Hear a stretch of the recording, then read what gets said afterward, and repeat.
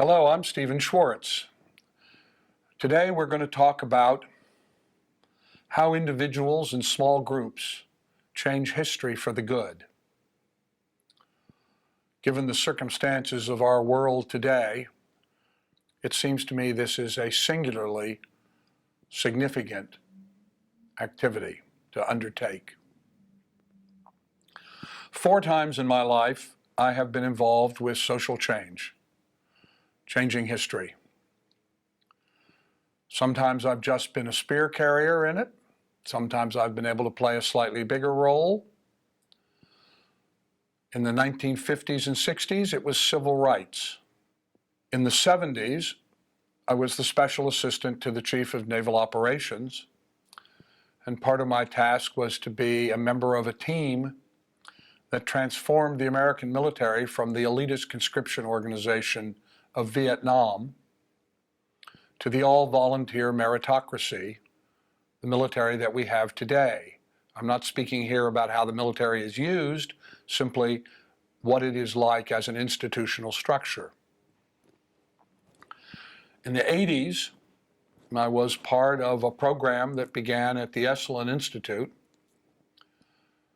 on what came to be known as citizen diplomacy, a citizen project to establish back channels between the Soviet Union and the United States at the height of the Cold War, to allow them to speak to one another in unofficial ways.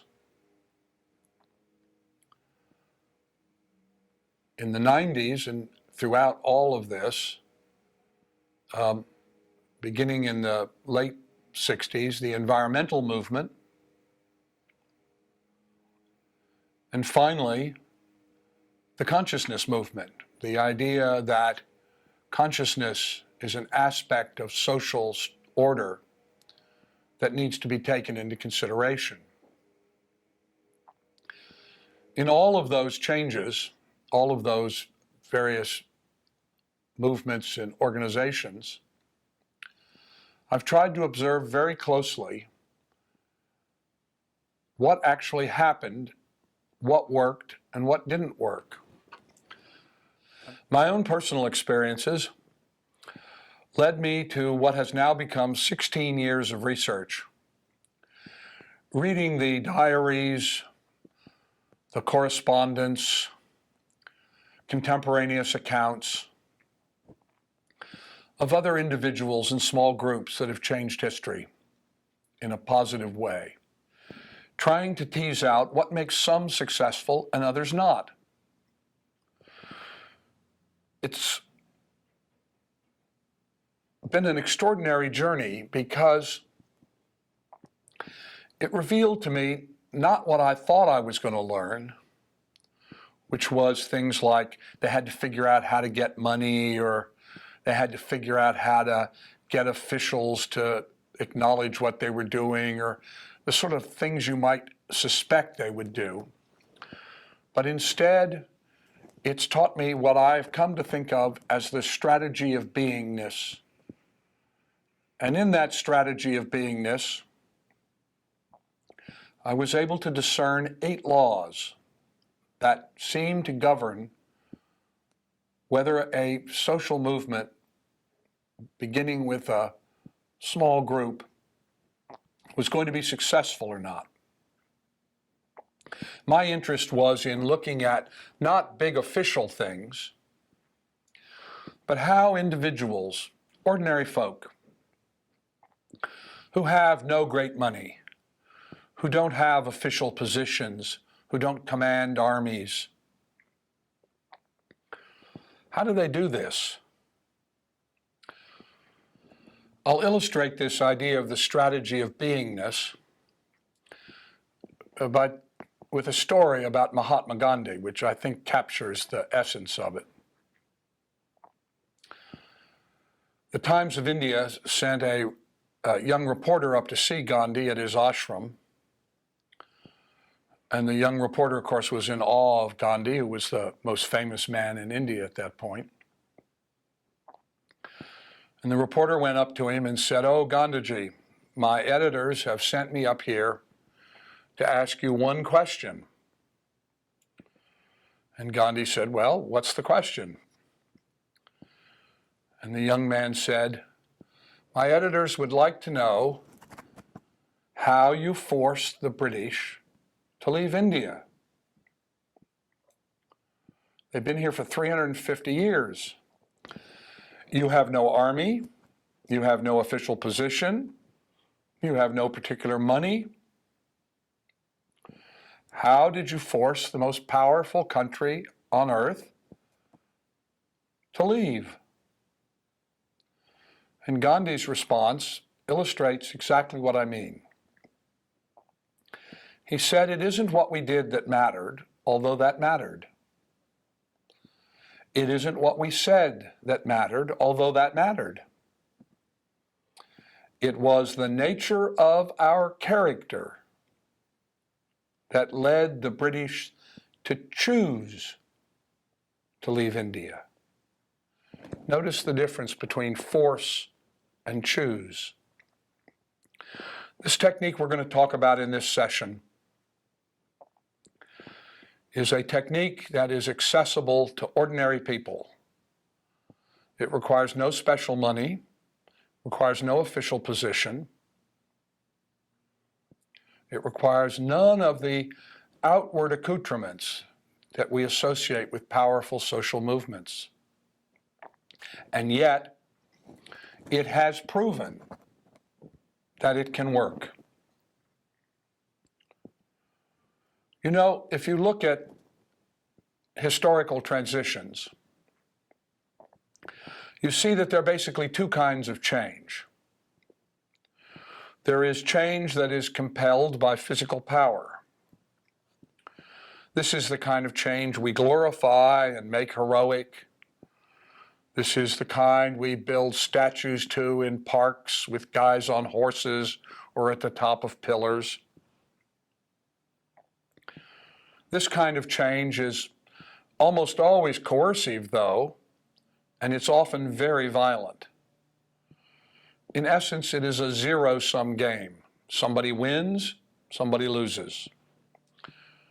Perhaps the leading exponent of this change is Niccolo Machiavelli, 1469 to 1527, and his famous work, The Prince. That kind of change you read about in the newspaper every day. Billionaires buying the government. That's that kind of change. Grotesque inequity between the rich and the poor. That's that kind of change. I want to talk about another kind of change. This is a transition that's brought about by something that's so subtle that it often isn't even taken seriously. And that's this change based on the strategy of beingness. So what do I mean by beingness? What did Gandhi mean by beingness? Well, beingness is produced by the aggregate of all our choices, our values, and our attitudes. It's the nature of our character. It's who we are as individuals. You know, if you fly over, say, Canada and the United States, or Germany and France, and you look down below, you don't see a hard line like a map that says, this is Canada and this is the United States, or this is Germany and this is France. And yet no individual 50 feet from this arbitrary line, and it is completely arbitrary, no Canadian 50 feet from the line thinks of himself as an American. No American 50 feet from the line thinks of himself as a Canadian. No German 50 feet from the line thinks of himself as a Frenchman. And similarly, no Frenchman 50 feet from the line thinks of himself as a German. So what is it? I mean, these are the same, roughly the same racial stock, of various mixes, same ethnic background, very similar. How do they become so very different? How do they identify themselves as so very different? And the answer, I think, is based on the choices of individuals, little tiny choices that you don't think of as having any particular power. The clothes you choose to wear, the music you listen to, the sports you follow, the television programs you like, how the food you eat is prepared, how you send your kids to school, what kind of school they go to. All of these tiny little choices, which individually seem so unimportant, so powerless in a certain way, in aggregate produce national character. National character is the aggregate of individual character.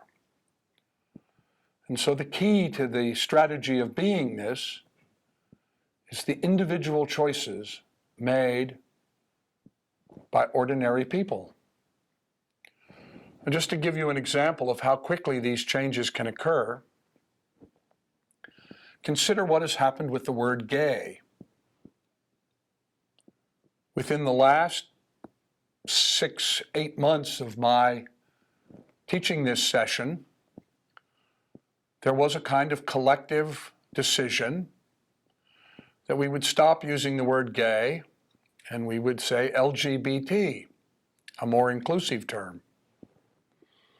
It wasn't that they issued an edict or that some formal proclamation came out, but simply that individuals, privately and in media, government, made a decision to, when they were going to say gay, to say LGBT instead. There wasn't anything official about it, and yet a significant social change occurred, not only in language usage, but in attitude. Look at marriage equality.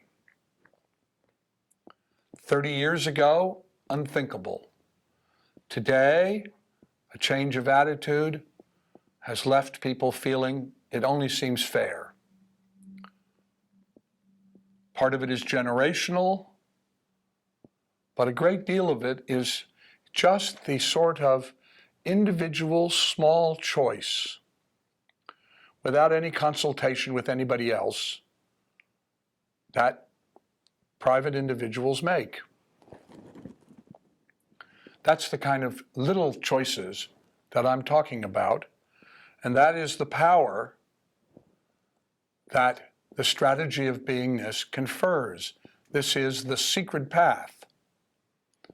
And it is a great secret because external power, traditional power, makes it very clear that, well, you're just an ordinary person. You don't have any power. What can you do? I want to suggest to you that you can do a great deal, and I'm going to show you how you can do it. This business of intention expressed through groups to which we align ourselves is enormously powerful. And let me give you a specific example of this. A list of religious populations in the United States. 66 million Roman Catholics, 16 million Southern Baptist Convention, and so forth all the way down. And then way down here at the bottom, the Society of Friends, the Quakers. There are 158,000 of them as I speak. In the whole of American history, there have been less than 1 million Quakers. To give you a sense, we have a population today of 315 million people, 158,000 of which are Quakers. This is a tiny little group. They're so small that you probably have never met a Quaker. Most people don't know anything about them, don't know what their worship services involve, for instance. It is, in fact, a group meditation. Don't understand their history, and will probably never meet a Quaker. To give you a sense of their smallness, 52% of the United States population aligns itself with Protestantism, 24.5% with Catholicism, and so forth. And again, down at the bottom, 0.053 identify as Quakers. How could a tiny little group like this, most people have never heard of, that has no official power, how could they possibly be associated with any kind of significant change? And yet, as I did my research, I discovered that if you look at all of the major positive, socially compassionate, life-affirming changes in American culture throughout its several hundred-year history, you will find at the base of that change, the beginning of that change, a Quaker or Quakers. Here's the Quaker track record. They were leaders in abolition, public education, penal reform, women's suffrage, civil rights, environmental protection. All of these great social movements began, often, like Greenpeace, for instance, with a couple of Quakers or a couple of Quaker couples sitting around a kitchen table saying, there's a problem, we're not happy with it, we're going to change it. And so this little tiny group, I think, gives us an indication that even small, seemingly insignificant and unpowerful groups can affect enormous social change, and so can you. The strategy of beingness, in essence, is about values. So change based on beingness often begins and continues to be driven by religious or spiritual considerations, because no other social entity in our culture makes social values such a priority. But I want to stress that religion, just because it is religion, is no guarantee whatever that the values are life-affirming. One needs only look at the history of humanity to see the number of wars and the amount of death directly attributable to religious differences. Just look at the world today. As you look around the world, you see that most of the wars that are going on are wars about religion, the Sunnis and the Shia, Muslims and Jews, Christians and Muslims. So I stress to you that religion, while it can play a role, is by no means essential to the strategy of beingness.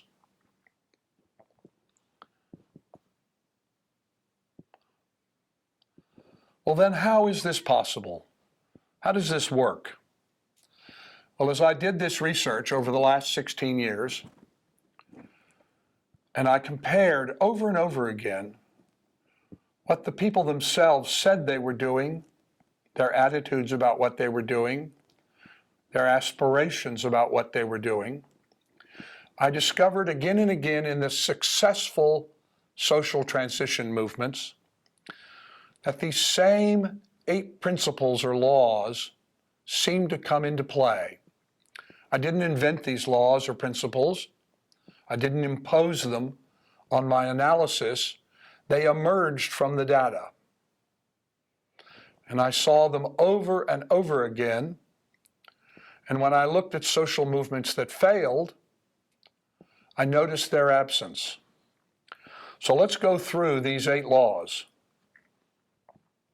because they're not at all what I would have thought would be essential to create social change that is life-affirming. Law number 1,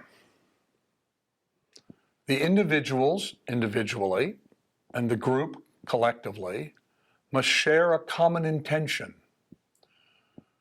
Now this is much harder to achieve than it sounds, because as you discover, if you've ever been involved with a social transformational movement, everybody has a sort of generality of what they want to see, but they don't all hold a common intention as to what exactly it is they're trying to do. So successful groups work that out. The individuals individually and the group collectively develop a common intention. You can see it in the abolitionist material, for instance. They struggled for a long time. What exactly is it? Do we want to end the slave trade? Do we want to end the sale of slaves? Do we want to, internally, do we want to end slavery? And it took them a while to work that out. So law number one is the individuals individually and the group collectively must share a common intention.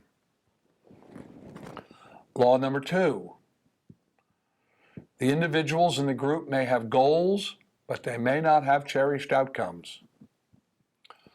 This is another one of those things that you wouldn't guess, but which turn out to be enormously important. Because people tend to develop cherished outcomes. I want this thing to happen, and I want it to happen in a certain way. And if it doesn't happen in that way, then I don't think it's happening, or I don't think it's happening correctly. But instead, what you have to develop within the group and within yourself is that you have a goal. Again, using the abolitionists, they finally settled that it was the end of slavery. That the key to the whole thing was the idea that human beings owning other human beings as property was simply not only morally wrong, but socially wrong and ultimately socially destructive. And it took quite a while in order to settle on that.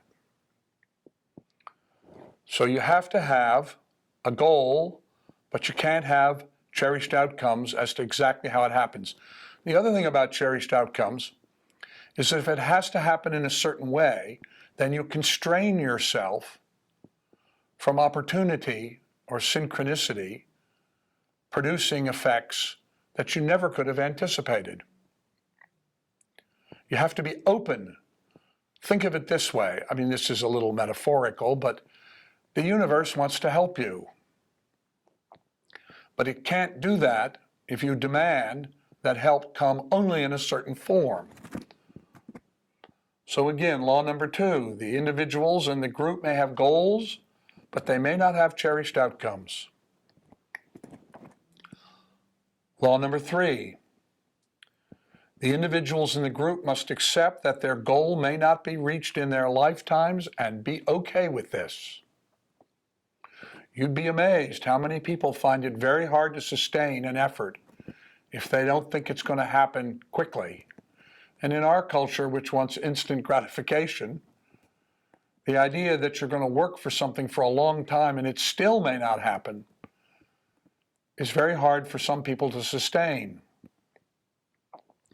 But when I read the women's suffrage material, the abolition material, the penal reform material, over and over I would read in the diaries and the correspondence of the individuals behind these movements, well, I keep working on this. It may not happen in my lifetime, but it's the right thing to do, and I'm going to keep at it. I'm okay with that.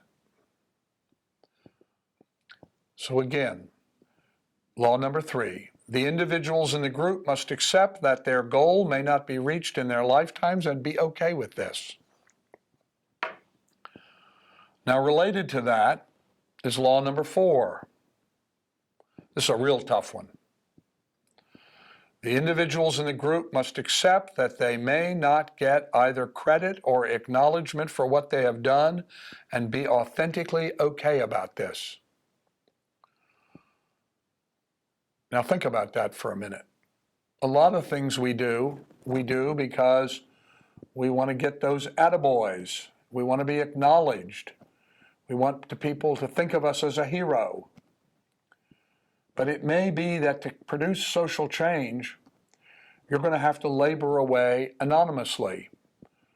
Not because your ego is going to be supported, but because what you're doing is the right thing to do, the right choice. And so you have to go into yourself. And this is where things like meditation, the regular practice of meditation, become very important because they will help you with this. But law number four is very clear. The individuals in the group must accept that they may not get either credit or acknowledgement for what they've done and be authentically okay about this. Law number 5. This is where a lot of social groups fail. A lot of social movements fail. I can think of several, one particular recent movement that just never worked this out. Law number 5. Each person in the group, regardless of gender, religion, race, or culture, must enjoy fundamental equality, even as the various roles in the hierarchy of the effort are respected. The fact is, we're primates, we're animals. We have evolved over long centuries and millennia. We do better with structure. It is our natural default. And so the key to this, and what the founding fathers understood, all men are created equal, is that you have to acknowledge equality in essence, fundamentally, but that in order to get something to work, to create a social movement, you have to have some kind of hierarchy. Some people have to be in charge of making decisions about this and others making decisions about that. Someone has to be a spokesperson. Other people have to have someone that they can relate to. You need structure. So it's not just enough to have good impulses or to mean well or to try to talk people into it. You create it through the strategy of beingness by becoming what you seek. And you have to be willing to do this even though you may not get credit for it or that it may not happen in your lifetime. Law number 6. The individuals in the group must forswear violence in word, act, or thought. It's very hard when you see someone who's being picked on or abused or exploited not to think in terms of violence, not to think about striking back. But you can't do that, because the strategy of beingness is about beingness. And so the strategy depends that you are who you say you are. I'll illustrate this with another story about Gandhi. The British, one of the ways the British exerted authority was through something called the salt tax. It was illegal in India at that time to make salt. That is, you couldn't go out, get a dish of ocean water and just let it evaporate and sell it to somebody. And this became a significant issue and one that Gandhi chose to focus on. And he chose to focus on it by invoking law number 6 specifically. He trained a large number of people, very much as you would train military people in a kind of boot camp, to respond to violence without resorting to violence. And it culminated finally in a confrontation between the British officers and their Indian troops and Gandhi's followers.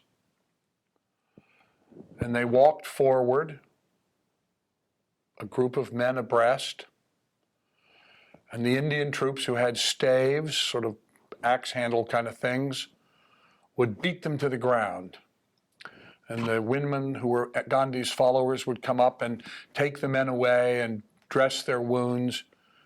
And another group of men would walk forward in silence and be beaten to the ground. And the women would run forward and pull them away and dress their wounds. And another group would walk forward. And this went all one morning. And finally, it reached a point where the Indian troops looked at one another and said to their British officers, "We're not going to do this." Law number 6.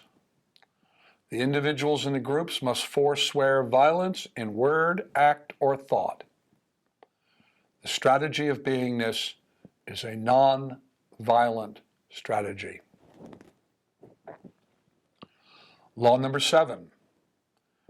The individuals in the group must make their private selves consistent with their public posture. Now, this is probably the law that, when broken, results in more collapses of spiritual schools or movements or political movements than anything else. We can all immediately think about pastors or preachers or gurus who present themselves as one thing, but who in fact are quite different in their private life. I'm sure that as soon as I said this, several immediately came into your mind. They are great fodder for the media. Now, why does this matter? To answer that question, I think we have to look at the non-local consciousness research, and particularly the therapeutic intention research. Healing. We know from the research that therapeutic intention, that is, can the consciousness of one individual affect the well-being of another organism, that not only can it do that, but that it can do it in either a positive or a negative way. And law number 7 about the public and private personas is important because if you set yourself up to be a certain kind of person, all of your followers, or all of the members of this group, focus their attention, their allegiance on the public persona. If that public persona is not consonant with the private self, is not resonant with it, it creates a fatal dissonance that will eventually cause whatever the difference between the public and private selves to implode. And so you find preachers of morality caught in motels with prostitutes, or little children, or with their hand in the till, or with drug usage. Why? Because tens, hundreds, thousands, hundreds of thousands of people have been focusing on that public persona, which was not consistent with the private self. And that attention, that therapeutic awareness, as it were, that the followers have, that's targeted on the public persona, causes impossible stress between the public and private selves, and wherever the weakness is, it will inevitably come out. So law number 7 is particularly important in any public movement, that the leaders of the movement and the practitioners of the movement, the adherents to the movement, that who they are in public must be the same as who they are in private. As you can see, the strategy of beingness requires significant change at a personal level, which is much tougher than arguing for some public position. And so one of the things that is particularly important in any public movement which produces social change is not only the leaders, but everyone involved must work to make their private self and their public self one and the same. You have to be authentic. One of the ways to achieve this that is particularly powerful and useful is to develop the daily practice of meditation, which will allow you to reprogram yourself so that you become the person you aspire to be. Law number 8. The individuals in the group and the group collectively must always act from the beingness of life-affirming integrity. Think about this for a second. The strategy of beingness is essentially a strategy of seeking that which is compassionate and life-affirming. You can't fake it. You can't just talk it. You have to become it. And you have to become compassionately, life-affirmingly focused on yourself and your world. In all the research that I've done, those 8 laws appear again and again and again in the successful movements, and they are absent in whole or part in the unsuccessful movements. So if you want to start a successful movement for social change that is compassionate and life-affirming, these 8 laws need to be adhered to. Not because I say so, but because the historical evidence says that when they are, you have a much higher probability of being successful than if you don't follow them. So, okay, how many individuals are required to start? I mean, do you need a big movement? Well, I want to consider the Nobel Peace Prize. The prize was begun in 1901. It's not awarded every year. At the moment, 99 individuals have been awarded the prize, and 9 of them have been women. 24 organizations have received it, some, like the International Red Cross, more than once. This award is given basically to 3 kinds of people. Government officials get it for doing what they're supposed to be doing. Henry Kissinger is an example. Barack Obama is an example. A second group are hereditary or acknowledged leaders. Nelson Mandela is an example of this. But it's the third group that specifically speaks to the strategy of beingness. And that's ordinary people who are committed to change. Now let me look at a few of them. I picked women because women seem particularly to get this kind of movement. More women proportionally have won the Nobel Peace Prize than any of the other Nobel Prizes. And here are some examples.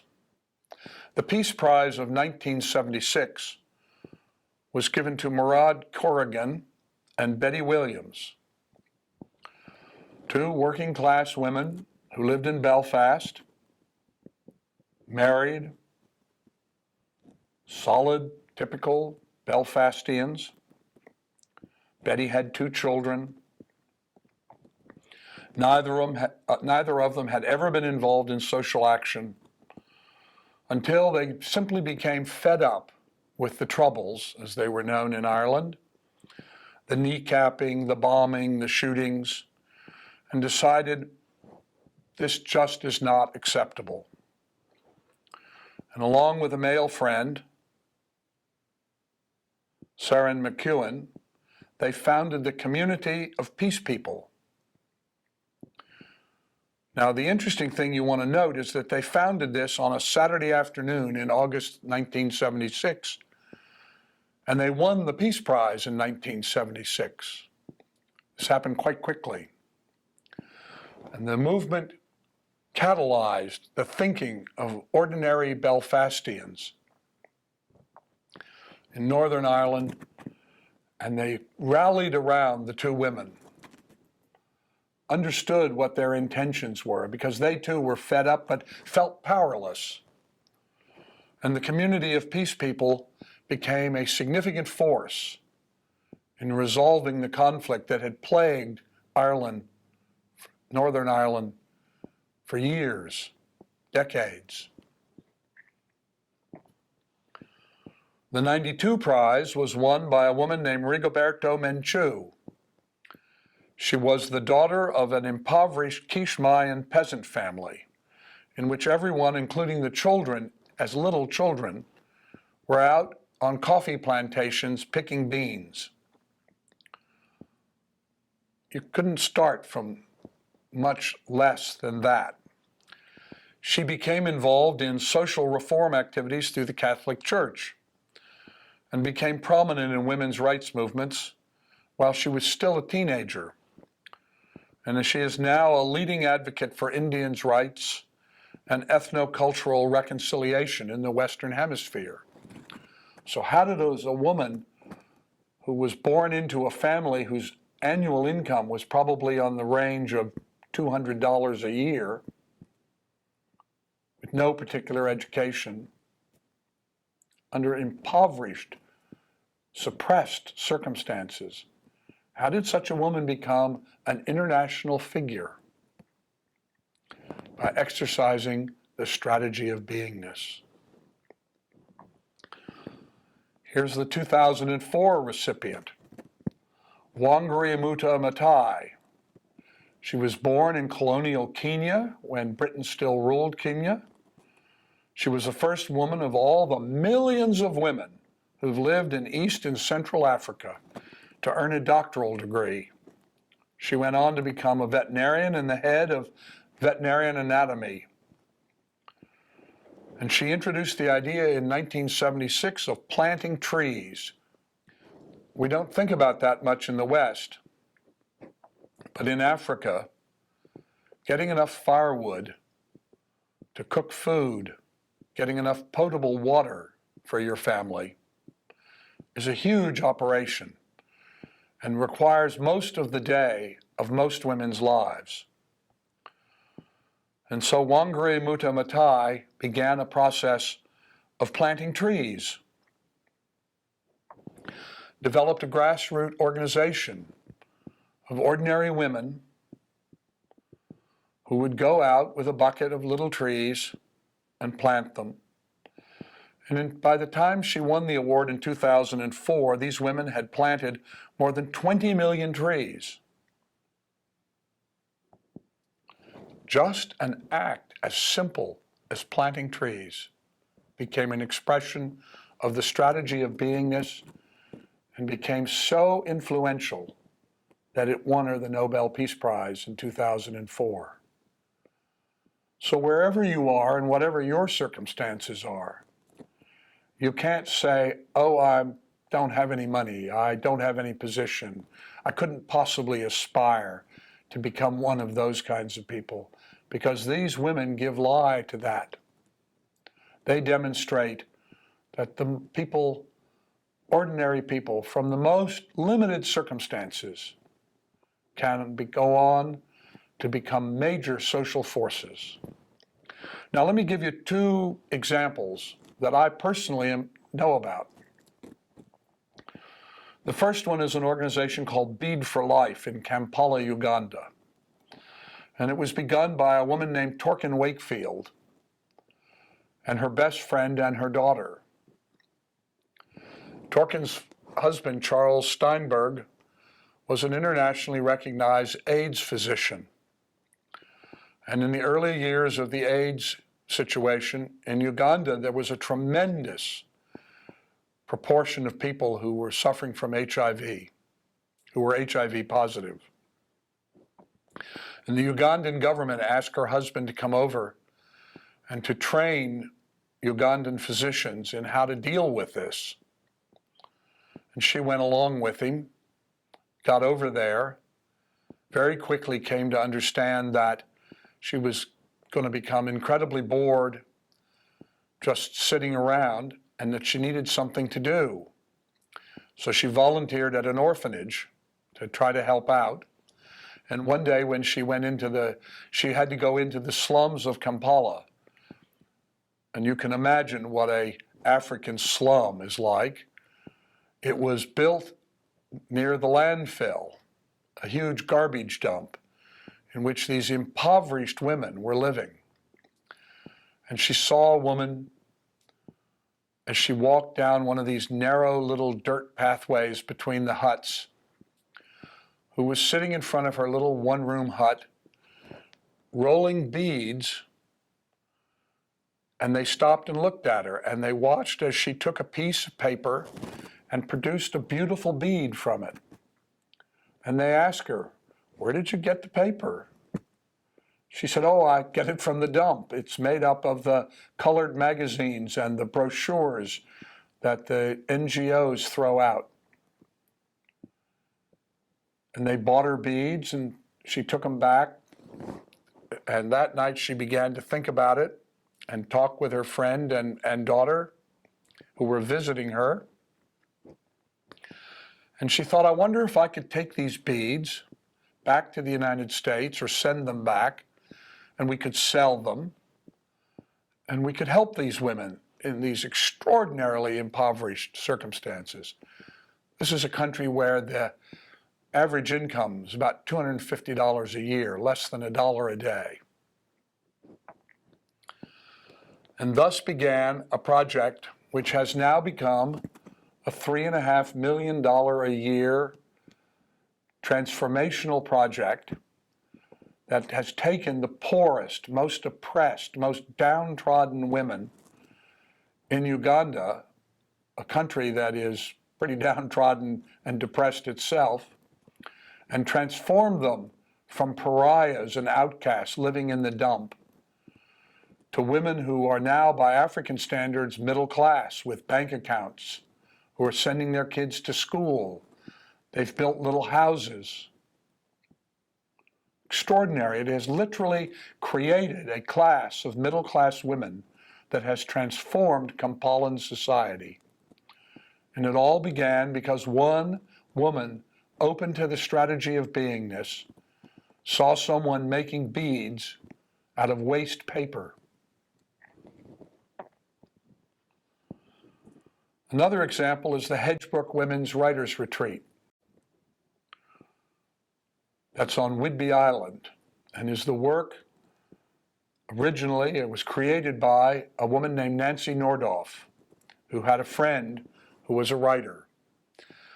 And she wanted to create a place where women could come in retreat and concentrate on their writing without any other concerns.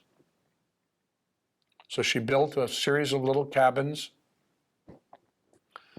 and set it up so that women could come for a couple of weeks or a month and just work on their writing. And the only thing they were required to do was to come to dinner together at 5 o'clock to talk and share their experiences.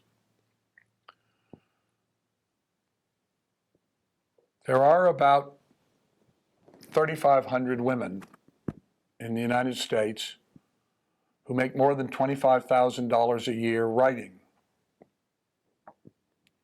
Not a huge group, but very influential. So far, about 1,200 of them have funneled through Hedgebrook. They have become a kind of sisterhood. The experience, as they attest in the diaries that each keeps, the women themselves set up the tradition of keeping a diary about their own transitions, which they leave in the little cabins for the women that will come after. These women, many of whose names you know, are the women who have written the books that you read. They have transformed American letters. Their readers have been transformed, millions of them. And all of this began because one woman decided just this simple thing of creating a little space where women could come and focus on their writing. It is now the most prestigious women's writers' retreat in the world. So the question I have to ask, now that you've heard this, is, are you ready to accept your own power to make change happen? And if you are, what would you change?